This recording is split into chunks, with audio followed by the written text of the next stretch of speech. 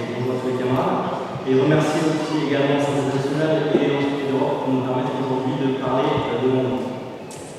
Donc, notre communauté militante, comme vous le savez, comme Roland vient de le dire, a vu le jour très récemment, en juillet dernier, dans la ville de Thionville en Lorraine, une ville qui a récemment fait parler d'elle, plutôt il y a 2 ans, car l'un de nos lycées, qui s'appelle le lycée Colbert, vous avez sûrement dû voir l'information passée, s'appelle désormais lycée Rosa Parks.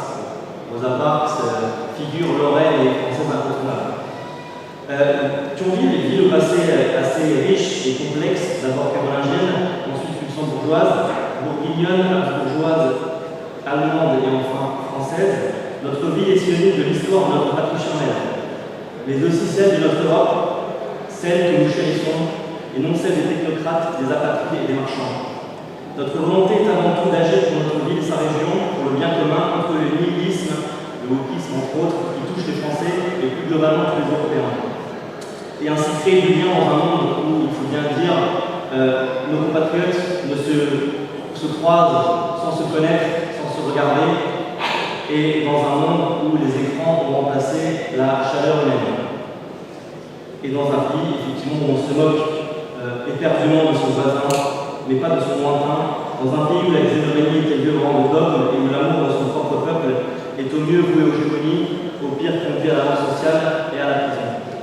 C'est pourquoi nous devons faire vivre la culture locale de notre région et la promouvoir afin de lutter contre le déracinement de ses habitants qui, à force d'avoir été, il faut bien le dire, tantôt allemands, tantôt français, ont fini par oublier qui ils étaient, à savoir lorrains. Cela recouvre, je crois, toutes les régions de France, car aujourd'hui, il faut bien le dire, tout le monde peut être français.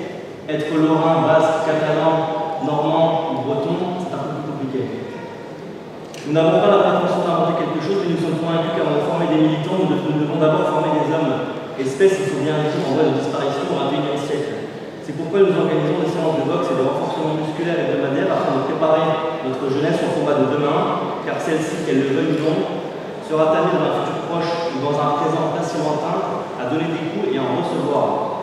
Outre les activités classiques de tout militant, comme entre autres les traditionnels collages, stickage, formation théorique et organisation de conférences, nous préparerons bientôt de voyages militants à travers l'Europe afin de mieux connaître la jeunesse européenne qui, comme nous, devra relever les mêmes défis et qui, comme nous, se bat face aux mêmes ennemis.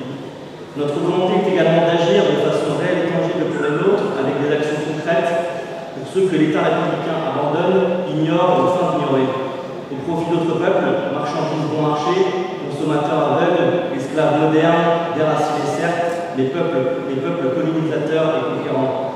C'est pourquoi des maraudes et d'autres actions sociales seront évidemment organisées dès les prochains mois afin d'aider notre peuple dans les mois les plus éprouvants de l'année.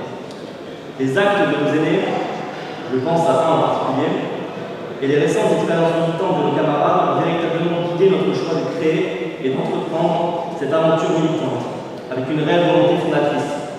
Nous savons aujourd'hui plus que jamais que nous devons nous serrer les coudes, à l'image de ce que fait Synthèse Nationale, afin d'éviter les guerres de chapelle inutiles, stériles et fratricides.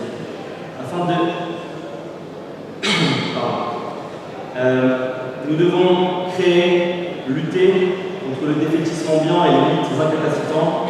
Là est notre chemin à nous, jeunesse française, si nous voulons redevenir qui nous étions, ou plutôt devenir ce que nous sommes.